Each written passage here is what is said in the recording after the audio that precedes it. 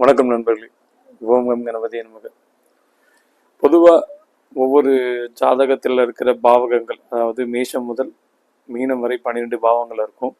அதில் பார்த்திங்கன்னா இன்றைக்கி நம்ம பார்க்க போகிறது நீச வீடுகள் அப்படிங்கிறதுல முதல் வீடு அப்படிங்கிறது பார்த்திங்கன்னா மேஷம், அப்புறம் பார்த்திங்கன்னா கடகம்.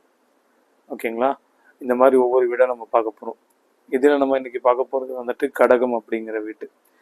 கடக வீட்டில் செவ்வாய் நீசம் அடைகிறார். ஓகேங்களா?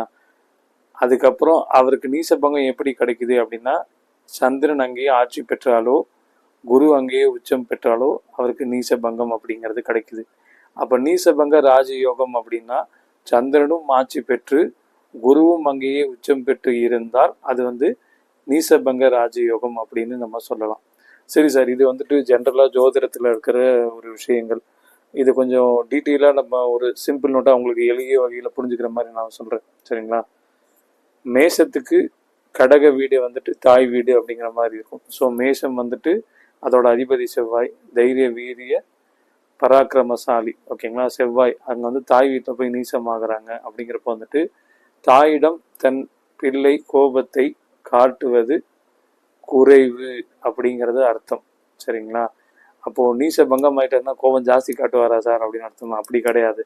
அந்த தாய்க்கு தான் கஷ்டப்பட்டு சொத்துக்களை உருவாக்குவார் அப்படிங்கிறது அர்த்தம். சரிங்களா? அப்போ நீசபங்க ராஜயோகம் அப்படின்னு எடுத்துக்கிட்டிங்கன்னா, இப்போ நம்ம தமிழக முதல்வர் விஜய் இருக்கார் பார்த்தீங்கன்னா, அதான் நீசபங்க ராஜயோகம். தன் தாய்க்கு மிகப்பெரிய பெருமையை தேடி தந்திருக்கிறார். முதல்வராகி பல மக்களுக்கு நல்ல செயல்களை செய்து கொண்டு இருக்கிறார். சரிங்களா? திருக்குறளில் கூட ஒரு குறள் வரும் இல்லைங்களா, தன் மகனை சான்றோன் என கேட்ட தாய் அப்படின்ட்டு. ஸோ அந்த குறளுக்கு எடுத்துக்காட்ட அவர் வாழ்ந்துட்டு இருக்கார்.